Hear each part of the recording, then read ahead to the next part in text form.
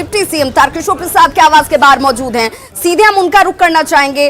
सीधे सवाल भी यही कि क्या आज के इस दिन के लिए, आज जब सबकी निगाहें इस बात पर साकेत टिकी हुई हैं कि मंत्रिमंडल का विस्तार और विस्तार में वो तमाम चेहरे जिसको लगातार हम अपने दर्शकों तक पहुंचा भी रहे हैं, लेकिन इसके पीछे का गुणा गणित के साथ क्या इस बार की बिहार की सियासत में केमिस्ट्री भी नजर आने वाली है?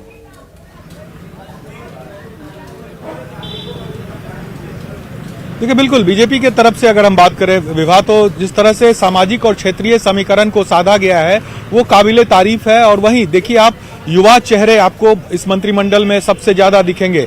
जितने भी युवा हैं मंत्री हैं उसमें युवाओं की भूमिका सबसे अधिक है। और कहीं ना कहीं बीजेपी जो ये बात लगातार कह रही थी कि युवाओं को जब तक साथ नहीं जोड़ा जाएगा तब तक बिहार और देश का विकास नहीं होगा, तो इस मंत्रिमंडल में वो तस्वीर दिख रही है। आप एक तरफ से अगर देखेंगे, चाहे वो नीरज बबलू की बात करें, चाहे वो आप आलोक रंजन झा की बात करें, जनक राम की बात करें, उसके अलावा आप अगर सुभाष सिंह की बात करें, इस तरह के कई नाम हैं जो कि मंत्रिमंडल में शामिल है और युवा हैं। इसके अलावा शाहनवाज हुसैन अल्पसंख्यक से भी आते हैं, युवा चेहरा है, बीजेपी के केंद्रीय नेतृत्व में वो थे और उनको यहाँ बिहार लाकर एक बड़ी जिम्मेदारी दी गई। अब यहाँ पर वो मंत्रिमंडल में शामिल हो रहे हैं। तो ये तमाम जो समीकरण है वो बीजेपी ने साधा है। हालांकि इसको लेकर जो नाराजगी के भी सुर कुछ दिखे हैं। ज्ञानेंद्र सिंह ज्ञानू जो बीजेपी के बाहर से विधायक है, उन्होंने पार्टी के खिलाफ मोर्चा खोला है। लेकिन जो बात वो कह रहे हैं वो अब किसी को हजम नहीं होगी, क्योंकि जिस बात को वो कह रहे हैं कि सवर्णों को बड़ी भूमिका इस मंत्रिमंडल में नहीं मिली है, तो आप अगर मंत्रिमंडल देखेंगे तो अच्छी खासी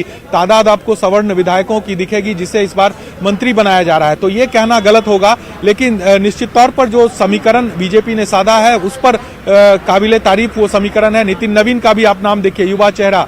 तो लगातार बीजेपी ये बात कहती थी कि युवाओं को जोड़ना पार्टी से बहुत जरूरी है। और एक सबसे अहम जो चीज बीजेपी में दिखती है, क्योंकि इस बार का जो मंत्रिमंडल है वो पुराने कोई भी चेहरे, अगर दो नाम को हम छोड़ दे विवाह, चाहे वो मंगल पांडे हो या फिर प्रमोद कुमार, इसके अलावा बीजेपी के मंत्रिमंडल में जो जिन नेताओं को जगह दी गई है, एक भी पुराने नेताओं को रिपीट नहीं किया गया है। सभी नए चेहरे हैं मंत्रिमंडल में। इसके पीछे की ये बड़ी एक वजह समझ में आती है, नजर आती है कि इससे पहले जब भी चेहरों का चयन किया गया तो बार बार ये कहा गया कि देखिए, नए चेहरों को तरजीह न देना ये भी पार्टी की तरफ से अनदेखी के तौर पर समझा जा रहा था। इस बार उस गलती को रेक्टिफाई किया गया है, बीजेपी ने उसे दुरुस्त किया है। इस तौर पर भी इसे देखे नामों को।